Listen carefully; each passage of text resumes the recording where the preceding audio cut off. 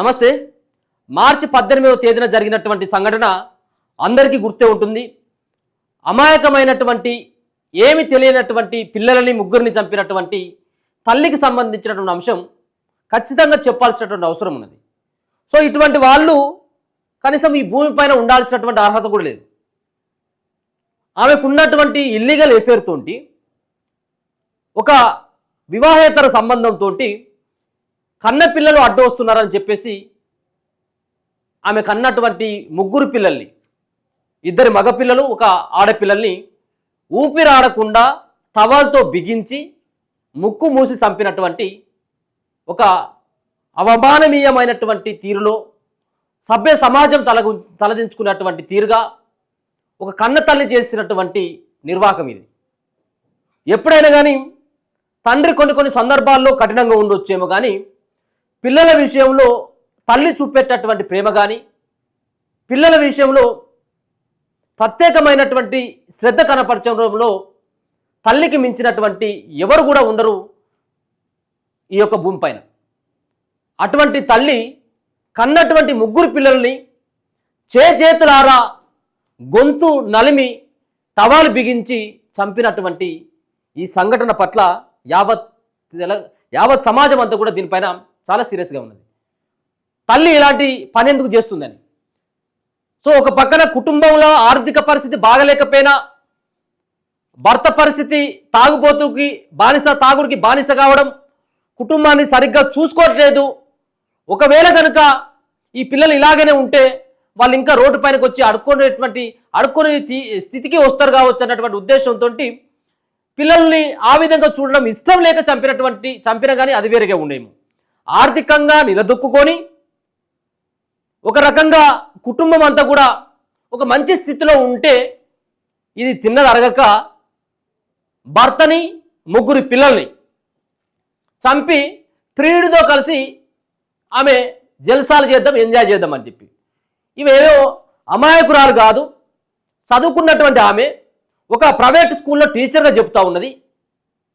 ఇటువంటి ఈమె ఎవరు, ఈ రజిత, రజితకు సంబంధించినటువంటి ముగ్గురు పిల్లలు. చూడడానికి ఎంతో బాగున్నారు పిల్లలు. ఆ పిల్లలు పడుకున్న తర్వాత భర్తని, ఈ ముగ్గురు పిల్లల్ని మొత్తానికి కుటుంబాన్ని నాశనం చేయాలి. భర్తను మట్టు పెట్టిన తర్వాత భర్తకు ఉన్నటువంటి ఆస్తి, అలాగే ఈమె పేరు మీద ఉన్నటువంటి ఆస్తితోటి ప్రియుడితోటి లేచిపోవాలని చెప్పేసి ప్లాన్ చేసిందట. మరి ఈమెకు ఏం శిక్ష ఇస్తే బాగుంటుంది? ఈమె ఆడినటువంటి నాటకం ఏ సినిమాలు ఏ సీరియల్లో కూడా పనిచేయదు. ఈమె చేసినటువంటి ఒక నిర్వాహకం మొదటి నుంచి కూడా చెప్పుకోవాలి. వీళ్ళు అమీన్పూర్ మున్సిపాలిటీలో ఉన్నటువంటి రాఘవేంద్ర కాలనీలో ఉంటారు. వీళ్ళ భర్త పేరు చెన్నయ్య దర్దాపుగా 25-30 సంవత్సరాల కారించి అదే ప్రాంతంలో అమీన్పూర్ మున్సిపాలిటీ ప్రాంతంలోనే ఉంటాడు. ఆయనకు ఒక ట్రాక్టర్ ఉన్నది, ట్రాక్టర్కి ఆ ట్యాంకర్ ఉంది, అదే నడుపుకుంటూ జీవనం కొనసాగిస్తూ ఉన్నాడు. కొంత ఆర్థికంగా ఇంటికి వచ్చినాక నిలదొక్కున్నాడు. మొదటి భార్య పాపం ఆరోగ్యం బాగలేక ప్రెగ్నెన్సీతో ఉన్నప్పుడు చనిపోయింది. దాని తర్వాత దాదాపుగా 15-20 సంవత్సరాలు చిన్నదైనటువంటి రజిత అలియాస్, ఈమె పేరు లావణ్య, ఈమెను పెళ్లి చేసుకున్నాడు. పెళ్లి చేసుకొని సంసారం మంచిగా ఉన్నది, వ్యవహారం అంతే ఉన్నది. ఆమెతోటి ముగ్గురు పిల్లలు కన్నాడు. సంసారం సరిగ్గా నడుస్తున్నటువంటి సందర్భంలో 10వ తరగతికి సంబంధించినటువంటి గెట్ టుగెదర్ పార్టీ. ఈ గెట్ టుగెదర్ పార్టీలో ఈమె క్లాస్మేట్ అయినటువంటి వ్యక్తితోటి పరిచయం అయ్యి, ఆ శివ అనేటువంటి వ్యక్తితో పరిచయం కావడం, ఆ పరిచయం మళ్ళీ ప్రేమకు దారితీయడం, ప్రేమ వివాహేతర సంబంధానికి దారితీయడం, వివాహేతర సంబంధం చిట్ట చివరికి పెళ్లి చేసుకున్నామని చెప్పేసి వాడు ఏదైతే శివ అనేటోడు ఈమెను మాయ మాటలు మభ్యపెట్టిండో, దాని తర్వాత ఆ మాటలకు అట్రాక్ట్ అయ్యి శివ అనేటోడు వాడు నీ కుటుంబాన్ని, నీ పిల్లల్ని వదిలించుకుంటే మాత్రమే నేను నిన్ను పెళ్లి చేసుకుంటా అని చెప్పడం జరిగింది. దానితోటి మరి తెలివి ఉందా లేదా, లేకపోతే ప్రియని మోజులో ఉందా ఏందనేది తెలియదు కానీ మొత్తం కుటుంబాన్ని నాశనం చేద్దాం, భర్తను చంపుదాం, పిల్లలను చంపుదాం అని పెరుగన్నంలో విషయం కలిపింది అనేది ఒక పక్కన వాదన. పెరుగన్నంలో విషయం కలిపేమో భర్తను చంపుదాం అని, పిల్లల్నేమో గొంతు నలిపి చంపేద్దామని. దాంతో కొంత చెన్నై అయినటువంటి వీళ్ళ భర్త అయినటువంటి లావణ్య భర్త అయినటువంటి చిన్నయ్య ఆ రోజు పెరుగన్నం తినకుండా బయటికి పోవడం ద్వారా ఆయన బతికి బయటపడ్డాడు. ఇక ముగ్గురు పిల్లల్ని చంపింది, మళ్ళీ ఏం తెలియనట్టే ఇంట్లో పడుకున్నది. ఇక రాత్రి 11 గంటలకి అంటే 18వ తారీఖున రాత్రి వెళ్ళి చెన్నయ్య ఆ వాటర్ ట్యాంకు సంబంధించినటువంటి పని ముగించుకొని వచ్చి ఇంట్లో పడుకున్నాడు. అప్పుడు ఈయన పడుకుని వచ్చేసరికినే వాళ్ళు ఆల్రెడీ పిల్లలు చచ్చిపోయారు. కానీ చెన్నయ్య గమనించలేదు. సరే పిల్లలు పడుకున్నారు కావచ్చు అని చెప్పేసి అనుకొని పడుకున్నాడు. ఇక రాత్రి 2:30-3 గంటల ప్రాంతంలో ఇక ఈ జగత్ కిలాడి ఒక నాటకాన్ని అల్లి నాకు కడుపు నొస్తా ఉన్నది, నాకు ఎట్లా అవుతా ఉన్నది, ఇబ్బంది అవుతుందని చెప్పడంతో పాపం ఇంకా ఈ పిచ్చిలోని భార్య మంచిది అన్నటువంటి ఆలోచనతో ఉన్నటువంటి చెన్నయ్య భార్యను రక్షించుకోవాలని చెప్పేసి పక్కన పడుకున్నటువంటి వాళ్ళ పెద్ద కొడుకు అయినటువంటి సాయి కృష్ణ, ముగ్గురు పిల్లలు, సాయి కృష్ణ అలాగే మధుప్రియ, గౌతమ్, ముగ్గురు పిల్లలు. దాంట్లో పెద్ద కొడుకు అయినటువంటి సాయి కృష్ణను లేపి ఆ పక్క వాళ్ళని పిలవాలని చెప్పేసి గట్టిగా అరవడంతో ఈ పిల్లలు లేవట్లేదు. సో గట్టిగా ఇట్లా లేపుతా ఉంటే అప్పటికే చనిపోయి ఉన్నారు. చనిపోయినటువంటి పిల్లల్ని చూసి రోధించుకుంటూ భార్య ప్రాణాలను కూడా కాపాడాలన్నటువంటి ఉద్దేశంతో ఆమెను స్థానికంగా ఉన్నటువంటి హాస్పిటల్కి తీసుకొని పోయారు. అప్పటికే ముగ్గురు పిల్లలు చచ్చిపోయారు. భార్య పైన కూడా అప్పటి వరకు అనుమానం రాలేదు. భార్య ఎట్లా చేస్తుందని కూడా ఎప్పుడు కూడా ఆయన కళలో కూడా ఊహించలేదట. భార్య మంచిదే, ప్రేమగా చూసుకునేదని చెప్తా ఉన్నాడు. కొన్నిసార్లు ప్రియుడితోటి మాట్లాడుతూ కొన్నిసార్లు డౌట్ వచ్చినటువంటి క్రమంలో చెన్నై అడిగితే మా స్కూల్ టీచర్లు ఫోన్ చేసిండ్రు, మా క్లాస్మేట్లు ఫోన్ చేసిండ్రు అని చెప్పేసి నాటకాలు ఆడేది అన్నట్టు. ఇట్లా చేసుకుంటూ మొత్తం కుటుంబాన్ని ఆగం చేసి ఇప్పుడు ప్రియుడు శివ, ఈమె లావణ్య ఇప్పుడు ఇద్దరు జైలుకు పోయిన్లు. సరే జైలుకు పోయినప్పుడు కూడా ఇటువంటి వాళ్ళు సమాజంలో ఉండడం అవసరమా అని చెప్పేసి పెద్ద ఎత్తున కూడా ఈమె చేసినటువంటి పనికి నిరసనలు వెలువెత్తుతా ఉన్నాయి. ఈమె చేసినటువంటి వ్యవహారం పట్ల బగ్గుమంటా ఉన్నారు. కనడానికి ఉండొచ్చేమో అర్హత, కానీ చంపడానికి నీకు ఏ విధమైనటువంటి అర్హత ఉన్నది? నీకు ఒకవేళ కనుక నీకు ఆ ప్రియుడి మీదనే అంత మోజులో ఉంటే, నీకు ప్రియుడే కావాలంటే, నీకు ప్రియుడే నచ్చినట్టు అయితే ఉంటే పోకపోయావు తప్పలేక పిల్లలు వదిలిపెట్టి నీ భర్త దగ్గర నీ మొగన్ దగ్గర వదిలిపెట్టిపోతే అయిపోతుంది కదా. నువ్వు భర్తను చంపి పిల్లల్ని చంపి ప్రియుడితో జలసాలు చేద్దామని చెప్పేసి ఈ విధమైనటువంటి కుట్ర పన్నింది అన్నట్టు. ఈమె మొత్తానికైతే దొరికింది. ఈ అమీన్పూర్లో చోటు చేసుకుంది ఈ ఘటన. ఇప్పటికీ పాపం తండ్రి చెన్నయ్య, ఈ పిల్లలకు సంబంధించినటువంటి తండ్రి, ఈమె భర్త అయినటువంటి చెన్నయ్య ఇప్పటికి కూడా ఆ పిల్లలకు సంబంధించినటువంటి గుర్తులు ఇంకా ఆయన యొక్క మెదట్లకి వెళ్ళి పోవట్లేదు. ప్రతిరోజు రోధిస్తా ఉన్నాడు. నేను చచ్చిపోయినా బాగుండేది వాళ్ళతో పాటు, నేను ఎందుకు బతుకున్నానో అర్థం కావట్లేదు. ఒక పక్కన గతంలో ఉన్నటువంటి భార్య చచ్చిపోయింది, ఆయన వయసు కూడా దరిదాపుగా 50-55 సంవత్సరాల దగ్గరికి వచ్చిండు. చిన్న పిల్లలు, ఈ ముగ్గురు పిల్లలు ఇంటికి వచ్చిన తర్వాత తండ్రితో పంచుకున్నటువంటి ఆ మాటలు కావచ్చు, ఆ చిన్న పిల్లలకు సంబంధించినటువంటి చేష్టలు కావచ్చు, ఇవన్నీ గుర్తొచ్చినప్పుడల్లా నేను చచ్చిపోతే బాగుండేమో అని చెప్పేసి పాపం రోధిస్తున్నటువంటి కొన్ని వీడియోలు చూస్తే పాపం నిజంగా కూడా కళ్ళెంబెట్టి నీళ్ళు వస్తూ ఉన్నటువంటి సంఘటన ఇదంతా కూడా అమీర్పూర్లో జరిగింది. నేను కూడా ఆ రోజు వెళ్ళిన, ఏది 18వ తారీఖు సంఘటన తర్వాత 19వ తారీఖు వెళ్ళిన.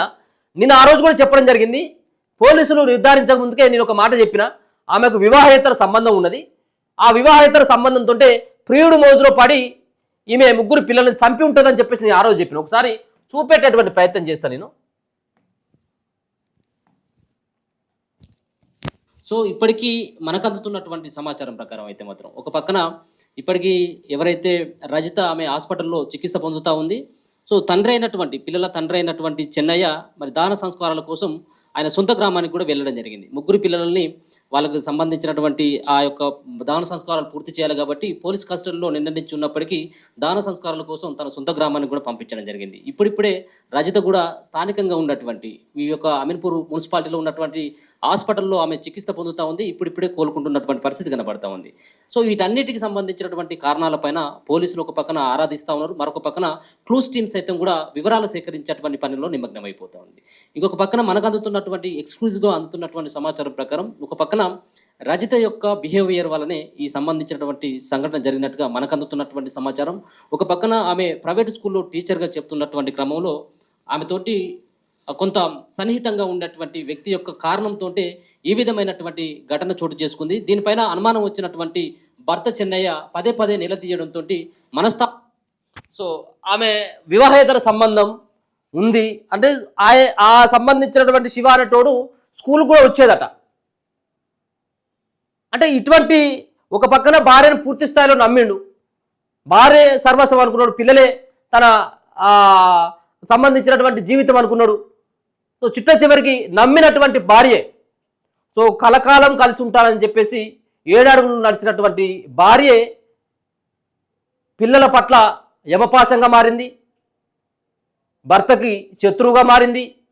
ప్రియుని మోజులో పడ్డటువంటి లావణ్య ఇటు ప్రియుడికి దగ్గర కాక భర్తకు దూరం అయిపోయి పిల్లల్ని ఈ లోకంలోనే లేకుండా చేసి మరి ఆ విధమైనటువంటి బతుకు ఎందుకు బతకాల? పిల్లలు లేకుండా భర్త లేకుండా కేవలం ప్రియుని మోజులో ఉండి ఆ బతుకు ఎందుకు? ఇంకా నిజంగా కూడా ఈ సంఘటన సిగ్గనిపిస్తూ ఉంటుంది. చాలా దారుణమైనటువంటి ఈ సంఘటన. మళ్ళా ఈమె పోలీస్ స్టేషన్ నుంచి ఆమెను జైలుకు పంపిస్తూ ఉంటే ఈమె ఎట్లా పోతా ఉన్నదంటే ఈ ముఖానికి మాస్క్ లేదు, నేనేదో నీ మంచి పని చేసిన, నేను నలుగురు మెచ్చేటువంటి పని చేసిన, నేను సమాజం అంతా కూడా గర్వపడేలాగా నా కుటుంబం అంతా కూడా తలెత్తుకునేలాగా చేసినటువంటి ఆ స్టైల్లో పోతా ఉన్నది. పోలీస్ స్టేషన్ నుంచి ఆ విధంగా పోతా ఉన్నది ఆమె. నిజంగా కూడా ఇటువంటి వాళ్ళు నిజంగా పిల్లల్ని కన్న తర్వాత 15-20 సంవత్సరాలు భర్తతో ఉన్న తర్వాత ఇటువంటి సంఘటనలు ఒక 3 పిల్లల్ని చంపి ఆమె జీవితం ఎందుకు? ఆమె జీవితం ఎందుకు? ఇగో